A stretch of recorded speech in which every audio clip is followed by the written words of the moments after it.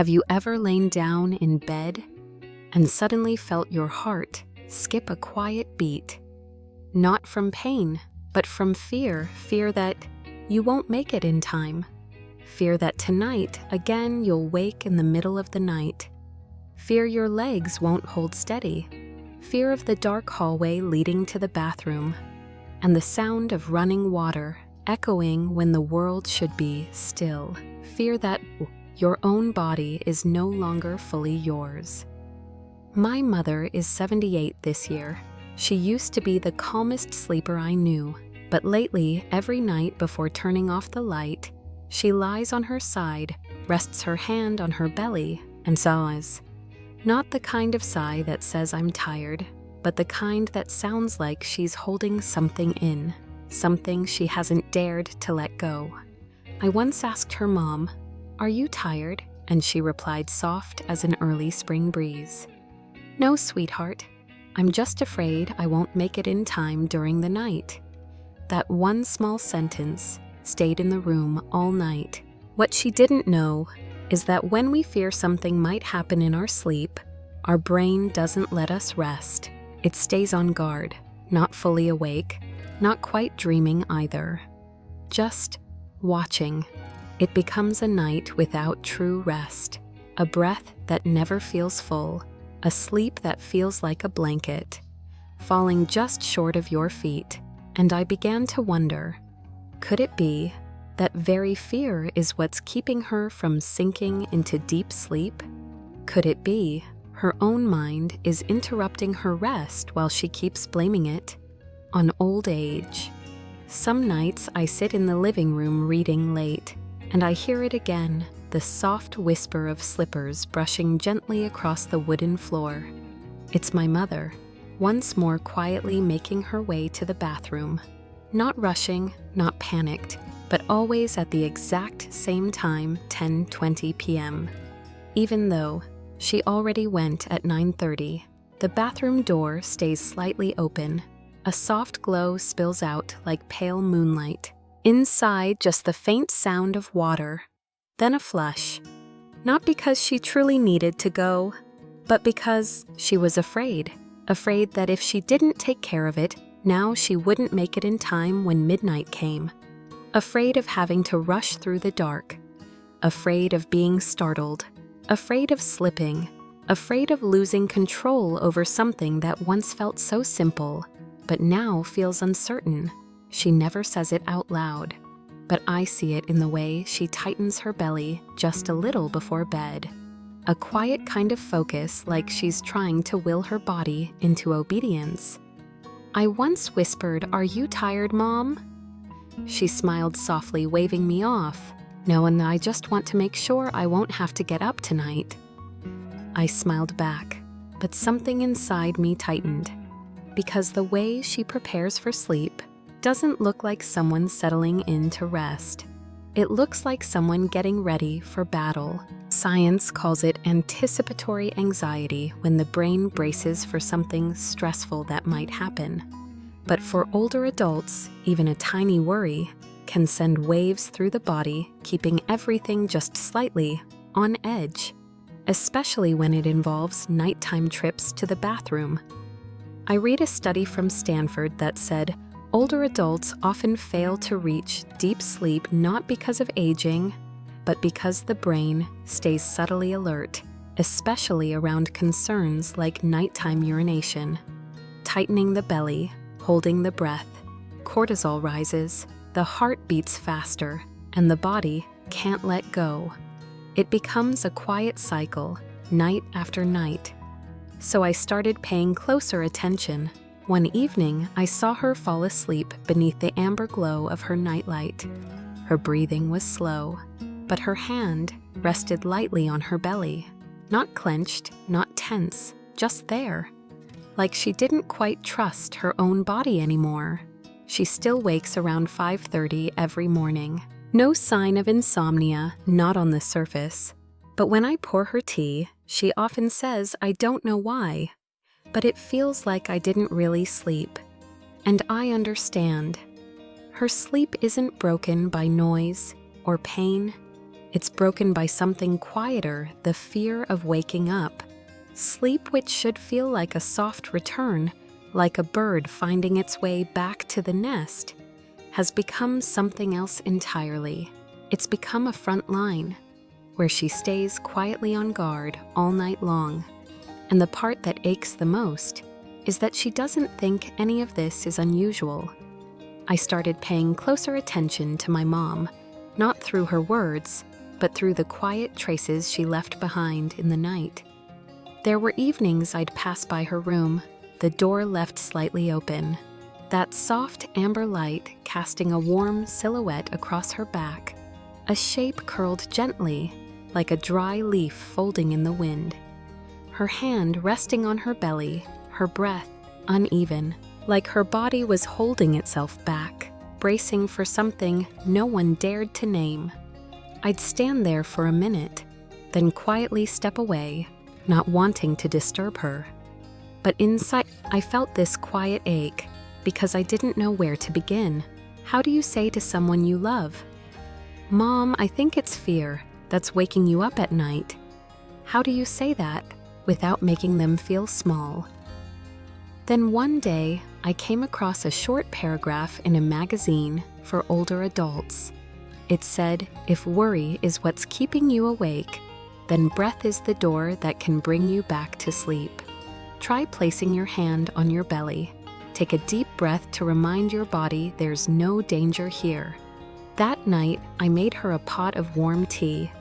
No caffeine, no questions, just silence. I set it gently beside her bed, and next to it, a small piece of paper, written slowly in my neatest handwriting. If tonight you're afraid of waking up, try taking 3 deep breaths and let your belly rest. Mom, I didn't ask if she read it. I didn't need to. The next morning, when I cleared the table, I found the note folded carefully, tucked beneath the saucer. But what truly moved me was that morning she didn't place her hand on her belly when she sat up. Instead, she pressed both hands into the mattress, exhaled softly, and poured her tea. No words, just a quiet, gentle shift, as if a part of her, after so many nights of holding tension like armor, had finally let go. The next night, I tried something new. After she was in bed, I stepped into her room. I didn't ask, "Are you tired, Mom?" I simply handed her a soft folded towel, just the size of her palm, and said I read somewhere, "If you rest your hand on this while breathing, it helps the belly soften." She looked at me, smiled gently, and said, "Let's try. I'm tired of all this tightening anyway." I turned off the overhead light, let the night lamp glow. The room felt warm, like a hand cradling something fragile. I don't know if she did the breathing exercise, but that night, I didn't hear the shuffle of slippers. No creaking bathroom door at 2 a.m., only the steady ticking of the clock. Even calm, like a small boat drifting slowly across a quiet lake. 3 nights in a row. Each morning she woke up just a little earlier. No mention of needing to pee. No long sighs as she poured her tea. And then one morning, as I was heating the water, she walked up beside me, placed her hand gently on my shoulder, and said, "Last night, I laid there for a long time before falling asleep. But I wasn't tired. My breath just kept going deeper. And then, I do not remember anything after that." I turned to look at her. Her face hadn't turned young again, but it looked lighter, as if something cloudy, something heavy had quietly lifted from her eyes. From that day on, every night before bed, she folded that towel slowly, carefully, like a little bedtime ritual. No reminders, no instructions. Because somehow her body had begun to learn. Night is not for standing guard. It's for letting go. It's for breathing. Not everyone who struggles with sleep needs medication, especially when the real reason you lie awake at night isn't your bladder. And it isn't your age. It's something much quieter. Your mind no longer trusts that your body is safe. With my mom, for the longest time, it wasn't the bathroom trips keeping her from deep sleep. It was the fear she might need to get up. That fear whispered in her ear each night, tightening her belly the moment she lay down, like a night guard who never left their post. Once we realized that fear was the real wake-up call, the solution stopped being about cutting back on water after dinner or reminding her to just try to sleep. We started with something simple, almost too simple, helping her feel like she didn't need to brace herself anymore. We didn't teach her meditation. We didn't make her count her thoughts. We just sat beside each other every evening before lights out in the soft golden glow of her room, and breathed slowly together. She'd sit on the edge of her bed, hands resting gently on a folded towel across her belly, eyes closed. She'd breathe in through her nose, a slow count to 4, feeling the towel rise with her belly, then breathe out through her mouth, counting to 6 like she was releasing every tight string her body had held onto all day. No talking, no pressure, just 3 breaths, soft, like a whispered goodnight. Then she'd lie down. That first night she smiled and said, "How strange. It feels like I just reset the little clock inside me." That is what science calls a signal shift. When we breathe the right way, the body calms, the parasympathetic nervous system turns on, and the brain hears the message. You're safe now. No need to stay alert. It's time to rest. But worry doesn't just live in the breath, it also hides in those quiet, looping thoughts we don't say out loud. So after a few nights of breathing together, I handed her a small piece of paper, not a journal, no rules, just a space. And I asked if you could leave a note for yourself in the morning. What would it say? That first night she wrote, "If I wake up tonight, it's okay. I can handle it." The second night, "I've gotten through things much bigger than this." Just one line, one small thread pulled loose from the web of worry. And maybe that's why, when she went to bed, her mind didn't echo with anxious questions, and for once her pillow didn't have to hold the weight of fear. Eventually, she made her own little ritual. No one taught her. Before sleep, she folded her towel, placed it gently across her belly, turned off the overhead light, switched on her amber night lamp, and set her note beside it.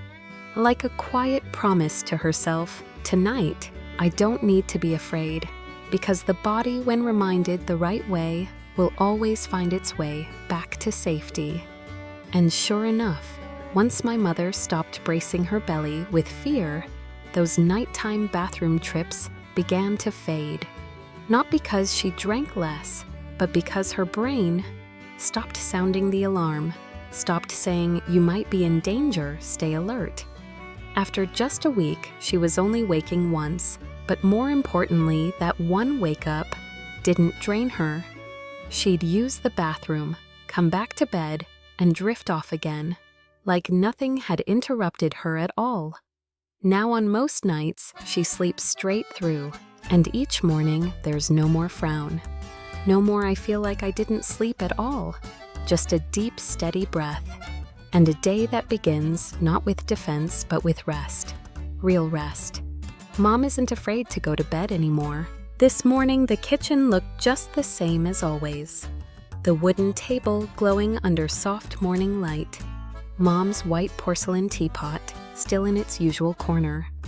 And next to it, that small folded towel placed neatly beside her cup. A quiet little habit she had made her own. I sat and watched her make tea, each movement slow, steady, but something was different. She no longer moved like someone being careful.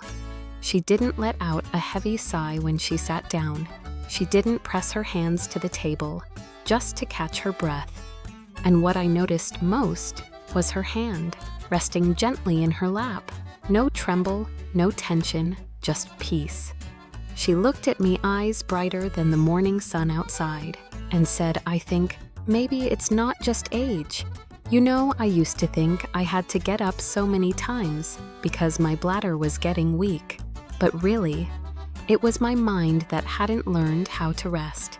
I didn't say a word, I just smiled, because in that one quiet sentence, she had named something deeply true, something no one ever taught women like my mom, that letting go of worry is a skill, that sleep isn't a battle to be guarded, that if we can learn to breathe, to trust we're safe, sleep will return, like an old friend, without knocking, these days. Mom doesn't go to bed just because she's tired. She goes to bed because she wants to rest. That little folded towel. It's become her doorway to sleep, the short note she writes each night. Her own lullaby, in her own voice. No more bracing her belly, no more lying stiff, just to feel in control. Now she breathes and lets her belly soften, like a flower closing gently after a full day of sunlight.